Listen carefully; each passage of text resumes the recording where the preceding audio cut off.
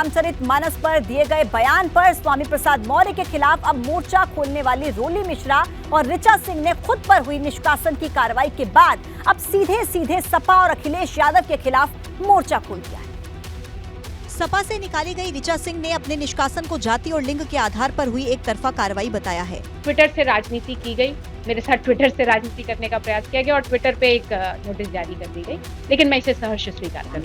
रोली तिवारी मिश्रा ने भी पार्टी से निकाले जाने के बाद सीधे अखिलेश यादव पर हमला बोल दिया है। मेरा कातिल ही मेरा मुंसिफ है, क्या मेरे हक में फैसला देगा?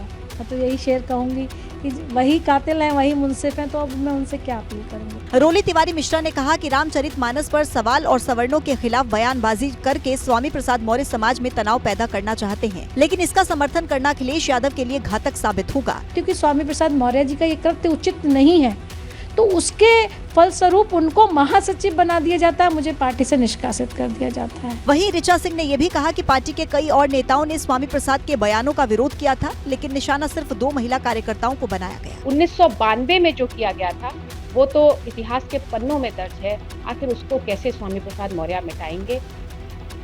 सपा ऋचा सिंह और रोली तिवारी मिश्रा के निष्कासन के लिए अनुशासनहीनता का हवाला दे रही है और अपनी ही पूर्व महिला नेताओं की भूमिका पर सवाल भी खड़े कर रही है। सपा नेता उदयवीर सिंह ने ऋचा सिंह और रोली तिवारी पर भाजपा की भाषा बोलने का आरोप लगाते हुए कहा कि दोनों नेताओं की गतिविधियां लंबे वक्त से अखिलेश यादव और सपा के खिलाफ थी। ऐसे में दोनों पर कार्रवाई तो तय ही थी। अगर हमारी पार्टी के नेताओं की बोली, भाषा, सोच भाजपा के नेताओं से मिल रही है तो ये निष्कासन होना ही था। किस दिन हो जाए, सवाल ये था।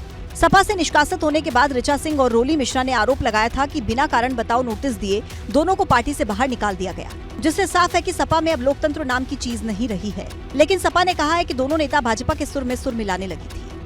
सोशल मीडिया पर भारतीय जनता पार्टी के नेताओं के सुर में सुर मिला लेने से कोई आंतरिक लोकतंत्र नहीं होता। आंतरिक लोकतंत्र पार्टी के अंदर होता है।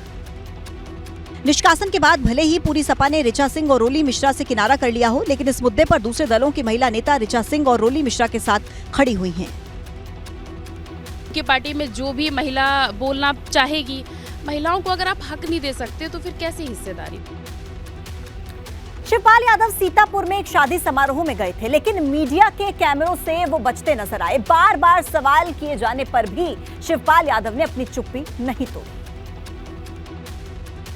देश और प्रदेश के तमाम मुद्दों पर बेबाक अंदाज में अपनी बात रखने वाले शिवपाल सिंह यादव सीतापुर में एक शादी समारोह में पहुंचे तो मीडिया का कैमरा और माइक भी साथ था। उम्मीद थी कि शिवपाल 2 महिला नेताओं के सपा से निकाले जाने पर कुछ बोलेंगे, लेकिन वो खामोश रहे। शिवपाल जी मीडिया ने देश प्रदेश के मुद्दों पर भी सवाल किया, लेकिन चुप्पी नहीं तोड़ी। स्वामी प्रसाद मौर्य के मुद्दे पर भी शिवपाल खामोश रहे। शिवपाल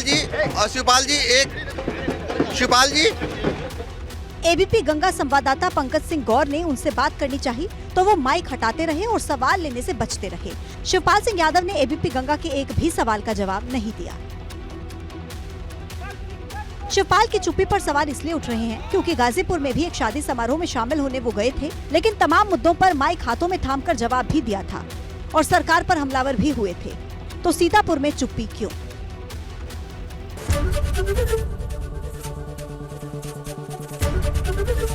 एबीपी गंगा, खबर आपकी, जुबान आपकी।